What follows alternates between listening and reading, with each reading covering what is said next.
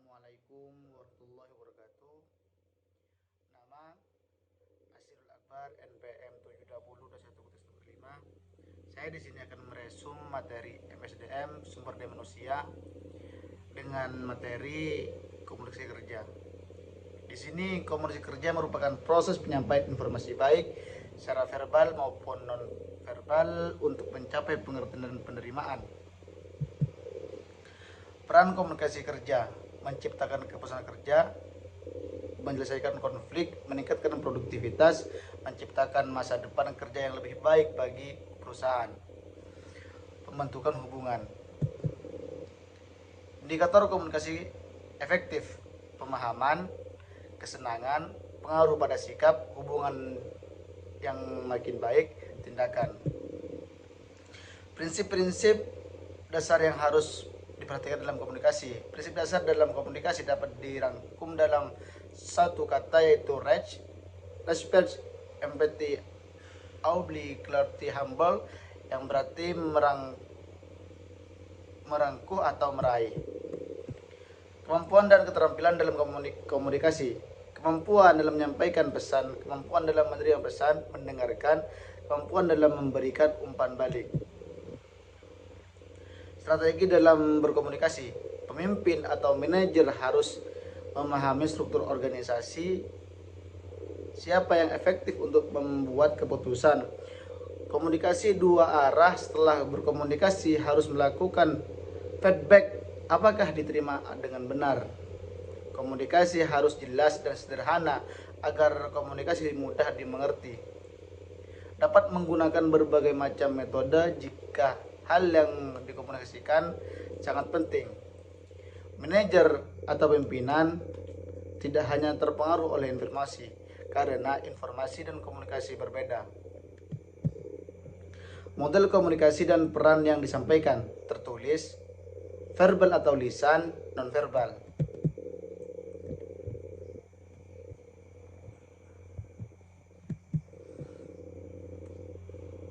Komunikasi kerja merupakan proses penyampaian informasi baik secara verbal maupun nonverbal untuk mencapai pengertian dan penerimaan. Seperti yang di atas lagi, keterampilan komunikasi yang baik merupakan keterampilan utama dan sangat penting bagi para pekerja dan pimpinan. Keberhasilan kepemimpinan dua dan kerja tergantung pada kesempatan berkomunikasi. Komunikasi dalam keperawatan merupakan pendekatan terencana dan dipakai secara sadar untuk mempengaruhi orang lain seperti staf perawatan, pasien dan keluarganya, tim kesehatan lainnya. Menurut Ursanto 2003-153, istilah komunikasi bahasa Inggris communication mempunyai banyak arti asal katanya. Etimologi: istilah berkomunikasi berasal dari bahasa Latin yaitu komunis yang berarti sama. Common dari kata komunis berubah menjadi kata kerja. Communicare yaitu berarti menyebarkan atau memberitahukan. Jadi menurut asal katanya, komunikasi berarti menyebarkan atau memberitahukan informasi kepada pihak lain guna mendapatkan pengertian yang sama. Menurut Tehani Handoko 1995-2272, komunikasi adalah proses pemindahan pengertian.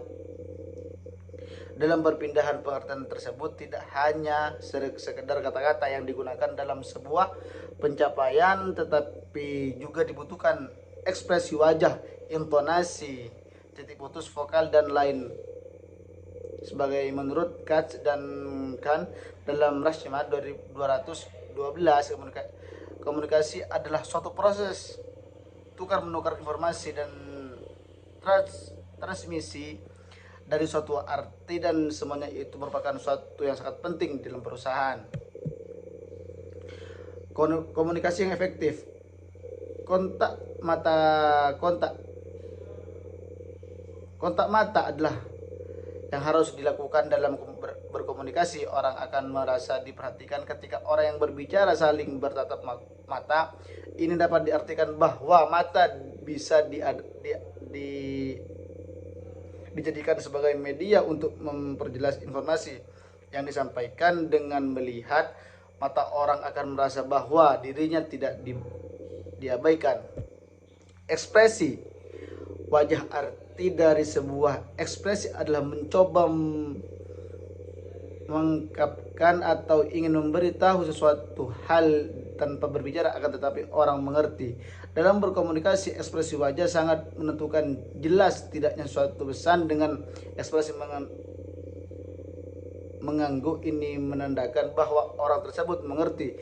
Dengan tersenyum, ini berarti orang sedang bergembira. Dengan mengucapkan jati teknik ke atas, ini berarti ungkapan untuk mempertegas. Untuk itu, dengan adanya ekspresi wajah ini, pesan yang disampaikan oleh komunikator akan mampu meyakinkan komunikasi untuk memahami isi pesan.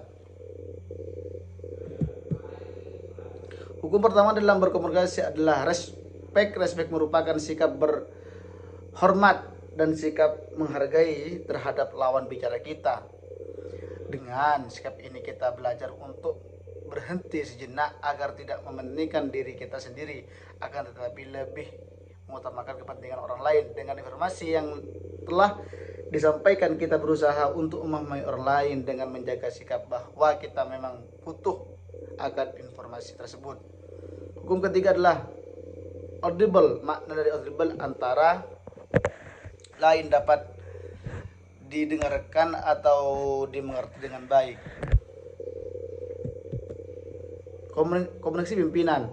Pahami dan gunakan dengan baik bentuk komunikasi informal dan organisasi. Komunikasi dengan bahasa yang jelas sehingga mudah dimengerti, sensitif, dan pahami hal berpengaruh dari internal maupun eksternal bagi komunikasi dan penerima dalam komunikasi. Komunikasi dan penerimaan dalam berkomunikasi.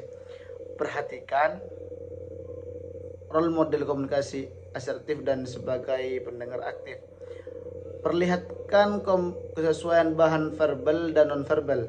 Pahami kedudukan, kekuasaan, dan otoritas seseorang.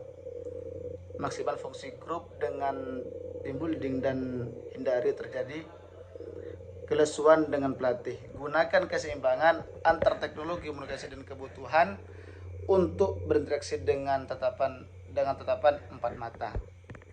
Terima kasih. Wassalamualaikum warahmatullahi wabarakatuh.